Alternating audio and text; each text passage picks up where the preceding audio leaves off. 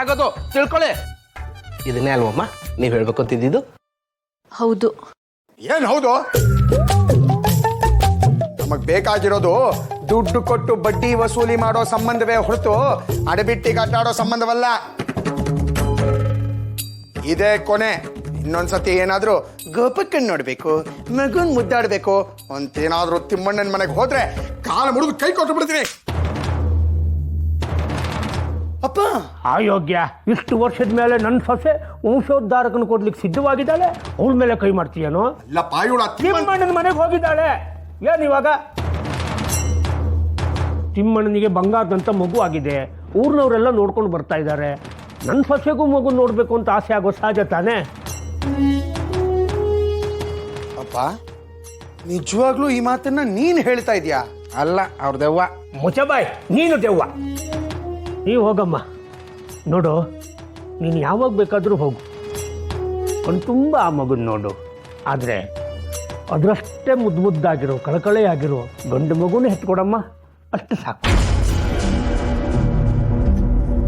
ಹೋಗಮ್ಮ.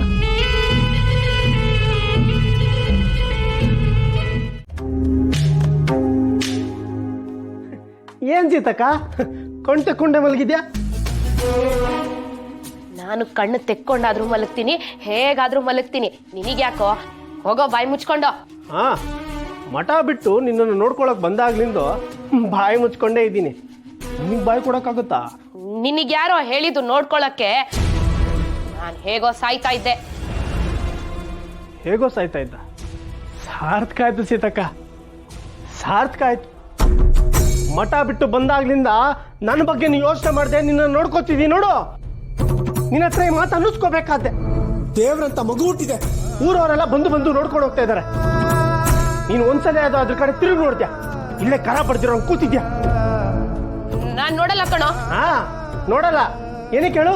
ನಿನ್ಗೆ ಹೊಟ್ಟೆ ಕಿಚ್ಚು, ನಿನ್ನ ಜೀವನದ ಸಂತೋಷ ಇಲ್ಲ ಅಂತ ಅಸೂಯೆ. ನಿನಗೆ ಅಸೂಯೆ? ಹೌದು ಕಣೋ, ನನಗೆ ಅಸೂಯೆನೆ. ಏನೋ ಮಾಡ್ತೀಯಾ? ನಾನೇನ್ ಮಾಡ್ಲಿ? ದೇವ್ರ ತರ ಇದೆ ಮಗು, ಅದನ್ನ ನೋಡೋದಕ್ಕೆ ಯೋಗ ಯೋಗ್ಯತೆ ಎರಡೂ ಇರಬೇಕು. ನಿನಗೆ ಎರಡೂ ಇಲ್ವಲ್ಲ, ಇಲ್ಲ ಕಣ್ ತೆಕ್ಕೊಂಡು ಮಲ್ಕೋ. ಯಾವನ್ ಕೇಳಕ್ ಬರ್ತಾನೆ ನಿನ್ನ?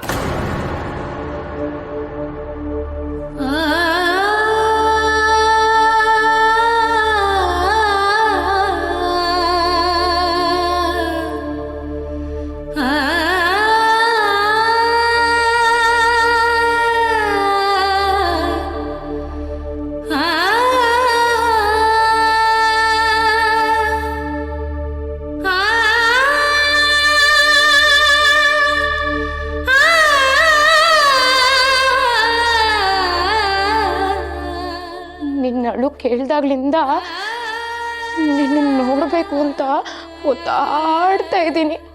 ಆದ್ರೆ ಏನ್ ಮಾಡ್ಲಿ, ನಿನ್ನ ಹತ್ತದೃಷ್ಟೇ ಮುಖ ತೋರಿಸಿದ್ರೆ ನಿನಗೂ ಕೇಡಾಗ್ಬಿಡುತ್ತೇನೋ ಅಂತ ನಿನ್ನ ನೋಡಕ್ ಬರ್ಲಿಲ್ಲ. ಜನ ನನ್ನ ನೆರಳು ಬಿದ್ರು ದೂರ ಓಡೋಗ್ತಾರೆ. ಜನ ಯಾಕೆ, ಆ ಮಾಧವನ್ನೇ ನೋಡು ಹೆಂಗ್ ಬೈದ ನನ್ಗೆ.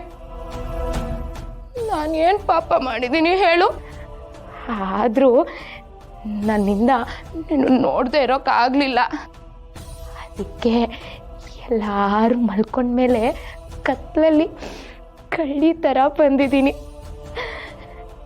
ಎಷ್ಟು ಮುದ್ದಾಗಿದ್ಯೋ ನಂದೊರೆ. ನಿನಗೆ ಯಾರ ದೃಷ್ಟಿನೂ ಅಲ್ಲ, ನಿನಗೆ ನನ್ನ ದೃಷ್ಟಿ ಬೀಳದೆ ಇರಲಿ. ಸೀತಕ್ಕ,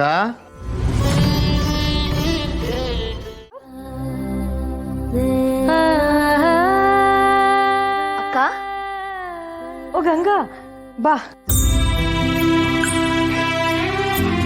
ಮಗು ಮಲ್ಗಿದಾನ? ಅವನೆಲ್ಲಿ ಮಲಗ್ತಾನೆ, ಆಟ ಆಡ್ಕೊಂಡು ಮಲಗ್ತಾನೆ. ಅಕ್ಕ ತಗೋ,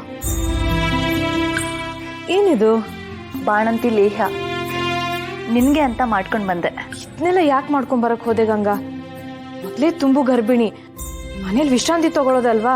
ಅಕ್ಕ, ನನಗೆ ಒಡ ಹುಟ್ಟಿದವರು ಅಂತ ಯಾರೂ ಇಲ್ಲ, ನಿನ್ನನ್ನೇ ಅಕ್ಕ ಅಂತ ಅಂದ್ಕೊಂಡಿದ್ದೀನಿ. ಅಕ್ಕ, ಒಂದ್ಸರಿ ಮಗು ನೋಡ್ಕೊಂಡು ಬರ್ತೀನಿ. ಕಂದ, ನನ್ ಮುದ್ದು ಕೃಷ್ಣ.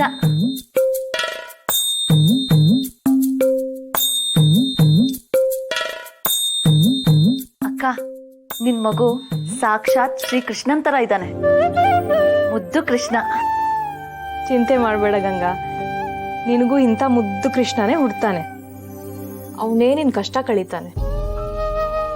ಕಷ್ಟ ಕಳಿತಾನೋ ಕಷ್ಟಗಳೇ ಕೊಡ್ತಾನೋ ಅವನಿಗೆ ಗೊತ್ತು.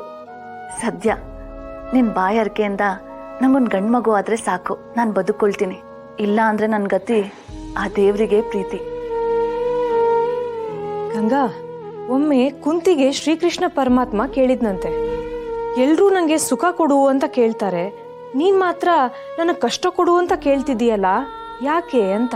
ಅದಕ್ಕೆ ಕುಂತಿ, ನೀನ್ ಸುಖ ಕೊಟ್ರೆ ಎಲ್ಲಿ ನಿನ್ನ ಮರ್ತ್ ಬಿಡ್ತೀನಿ ಅನ್ನೋ ಭಯ, ಅದೇ ಕಷ್ಟ ಕೊಟ್ರೆ ಕಷ್ಟ ಪರಿಹರಿಸಪ್ಪ ಅಂತ ಸದಾ ನಿನ್ನ ನೆನ್ಸ್ಕೋತಿರ್ತೀನಿ ಅಂದ್ಲಂತೆ. ನಿನ್ನನ್ನ ಮರ್ತು ಬಿಡೋ ಸುಖಕ್ಕಿಂತ ನಿನ್ನನ್ನ ನೆನ್ಪಿಟ್ಕೊಳ್ಳೋ ಕಷ್ಟನೇ ಇರ್ಲಿ ಅಂದ್ಲಂತೆ. ನೀನು ಅಷ್ಟೇ, ಸದಾ ಶ್ರೀಕೃಷ್ಣನ್ ಧ್ಯಾನ ಮಾಡು, ಅವನೇ ನಿನ್ನ ಕಾಪಾಡ್ತಾನೆ. ಆಯ್ತಕ್ಕ, ನೀನ್ ಹೇಳ್ದಾಗೆ ಆಗ್ಲಿ. ಗರ್ಭಿಣಿ ಹೆಂಗ್ಸು ಹಾಗೆಲ್ಲ ಅಳಬಾರ್ದು. ಅಕ್ಕ, ರಾತ್ರಿ ಊಟ ಆದ್ಮೇಲೆ ಇದನ್ನ ಒಂದ್ ಚಿಟಿಕೆ ಅಷ್ಟು ತಗೋ. ನಿಮ್ಮಿಬ್ರು ಆರೋಗ್ಯಕ್ಕೆ ತುಂಬಾ ಒಳ್ಳೇದು, ಅಮ್ಮ ಹೇಳ್ತಾ ಇದ್ಲು. ಸರಿ ಹೋಯ್ತು, ಹೆತ್ತೋಳ್ಗೆ ಮೊಮ್ಮಗಳು ಬುದ್ಧಿ ಹೇಳ್ದಾಗ ಆಯ್ತು. ಗಂಗಾ, ಇದ್ ನನ್ 3ನೇ ಬಾಣಂತನ. ಅಯ್ಯೋ, ನನ್ ಬುದ್ಧಿಗಿಷ್ಟು